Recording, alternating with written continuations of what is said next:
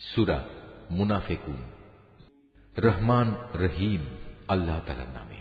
যখন মুনাফিকরা তোমার কাছে আসে তখন তারা বলে, হে মুহাম্মদ, আমরা সাক্ষ্য দিচ্ছি তুমি নিশ্চয়ই আল্লাহর রাসূল। হ্যাঁ, অবশ্যই আল্লাহ তাআলা জানেন তুমি অবশ্যই তার রাসূল। কিন্তু আল্লাহ তাআলা সাক্ষ্য দিচ্ছেন মুনাফিকরা হচ্ছে মিথ্যাবাদী। এরা তাদের এ শপথকে স্বার্থ উদ্ধারের একটা ঢাল বানিয়ে রেখেছে এবং তারা এভাবেই মানুষদের আল্লাহর পথ থেকে ফিরিয়ে রাখে। কত নিকৃষ্ট ধরনের কার্যকলাপ যা এরা করে যাচ্ছে। এটা এ কারণেই এরা ঈমান আনার পর কুফরি অবলম্বন করেছে, ফলে ওদের মনের উপর সিল মেরে দেয়া হয়েছে। ওরা আসলে কিছুই বুঝতে পারছে না। তুমি যখন তাদের দিকে তাকাবে তখন তাদের বাইরের দেহাবয়ব তোমাকে খুশি করে দেবে। আবার যখন তারা তোমার সাথে কথা বলবে তখন তুমি আগ্রহ ভরে তাদের কথা শুনবেও।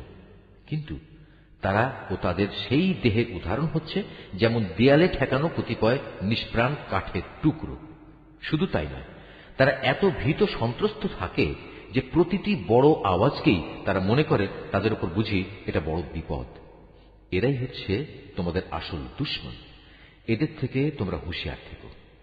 আল্লাহর মার তো তাদের জন্যেই কোথায় কোথায় এদিক সেদিক এরা বিভ্রান্ত হয়ে ঘুরছে। এদের যখন বলা হয় তোমরা আসো আল্লাহর রসুলের কাছে, তাহলে আল্লাহর রসুল তোমাদের জন্য আল্লাহর কাছে ক্ষমা প্রার্থনা করবেন।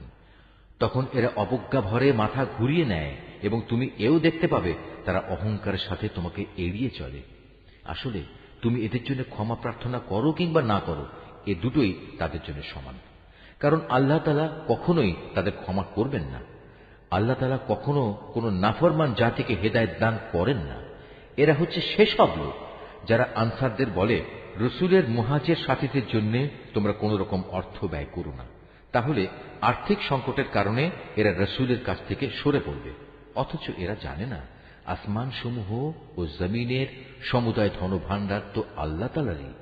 কিন্তু মুনাফিকরা কিছুই বুঝতে পারে না। তারা বলে, আমরা মদিনায় ফিরে গেলে সেখানকার সবল দলটি মুসলমানদের দুর্বল দলটিকে সে শহর থেকে অবশ্যই বের করে দেবে। আসলে যাবতীয় শক্তি সম্মান তো আল্লাহ তাআলা, তার রসূল ও তার অনুসারী মুমিনদের জন্য। কিন্তু মুনাফিকরা এই কথাটা জানে না।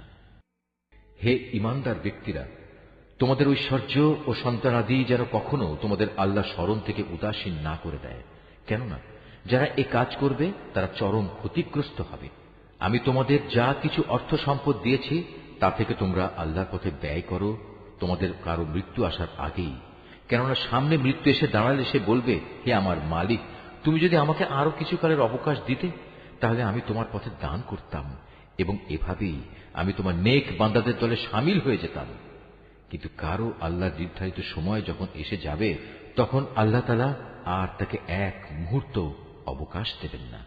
তোমরা দুনিয়ার জীবনে যা কিছু করছো আল্লাহ তাআলা সে সম্পর্কে পুরোপুরি অবহিত রয়েছেন।